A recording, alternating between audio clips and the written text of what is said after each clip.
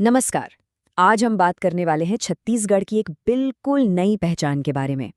ये पहचान सिर्फ ईंट और गारे से नहीं बनी है, बल्कि ये है राज्य का नया एकदम मॉडर्न विधानसभा भवन। एक ऐसा स्ट्रक्चर जो छत्तीसगढ़ के आने वाले कल की तस्वीर दिखाता है। चलिए इसके बारे में और जानते हैं।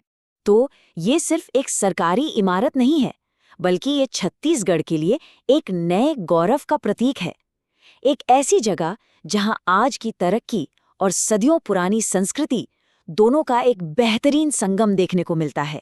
तो सबसे पहले सवाल आता है कि ये बना कहाँ है। ये बना है नवा रायपुर में, जो राज्य की नई और आधुनिक राजधानी है, और ये भवन वहाँ का एक नया लैंडमार्क है। और देखिए, इसकी लोकेशन बहुत सोच समझकर चुनी गई है। ये महानदी और इंद्रावती भवनों के ठीक पीछे है, जिससे एक पूरा कैपिटल कॉम्प्लेक्स बन जाता है।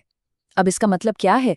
इसका मतलब है बेहतर तालमेल और काम में तेजी, जो सीधा सीधा गवर्नेंस की एफिशिएंसी को बढ़ाता है। देखिए, हर बड़ी इमारत के पीछे एक कहानी होती है। तो चलिए जरा इस भवन के उद्घाटन से जुड़े उन ऐतिहासिक पलों पर एक नजर डालते हैं। और जो बात इसे और भी ज्यादा खास बनाती है, वो है इसकी टाइमिंग। जरा सोचिए, इसका उद्घाटन ठीक उस दिन हुआ जब छत्तीसगढ़ अपनी स्थापना की 25वीं सालगिरह मना रहा था, यानी अपनी सिल्वर जुबली। तो ये सिर्फ एक नई बिल्डिंग का उद्घाटन नहीं था, बल्कि राज्य के एक चौथाई सदी के सफर का जश्न भी था। और इसके ठीक बाद दिसंबर 2025 में यहाँ पहला सत्र भी सफलतापूर्वक आयोजित किया गया। चलिए अब बात करते हैं उस चीज की जो इस इमारत को असल में जान देती है, और वो है इसका आर्किटेक्चर, इसकी वास्तुकला। ये सिर्फ साइज में बड़ी नहीं है, बल्कि इसका डिजाइन भी बेहद यूनिक है। अब जाहिर है, इतनी भव्यता के पीछे एक बड़ा निवेश तो होगा ही। करीब 325 करोड़ रुपए की लागत से बना ये भवन छत्तीसगढ़ के सबसे महत्वाकांक्षी प्रोजेक्ट्स में से एक है। और ये लागत फैली हुई है पूरे 51 एकड़ के एक विशाल कैंपस में। ये पैमाना ही बताता है कि शासन के इस नए केंद्र को कितनी खुली और भव्य पहचान दी गई है। और एक और दिलचस्प बात, ये बिल्डिंग सिर्फ आज के लिए नहीं, बल्कि आने वाले कल को ध्यान में रखकर बनाई गई है।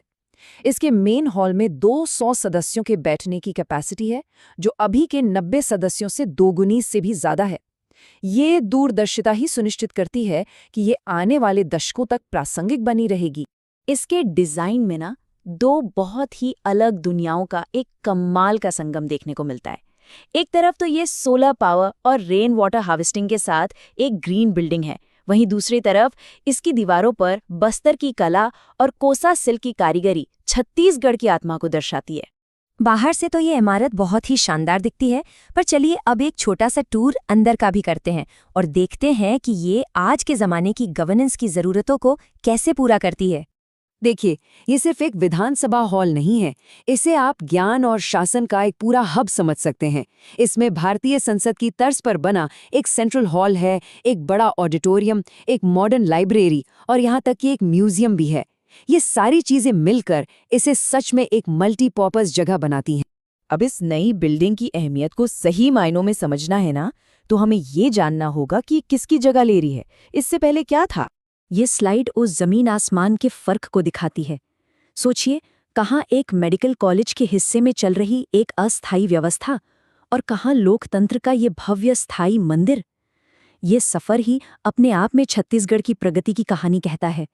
तो आखिर में ये सवाल तो बनता ही है कि क्या ये सिर्फ एक इमारत है या उससे कहीं ज्यादा। वास्तुकला का ये नायाब नमूना आने वाले सालों में देश के मंच पर छत्तीसगढ़ की पहचान और उसके भविष्य को किस तरह से एक नई दिशा देगा, ये देखना वाकई दिलचस्प होगा।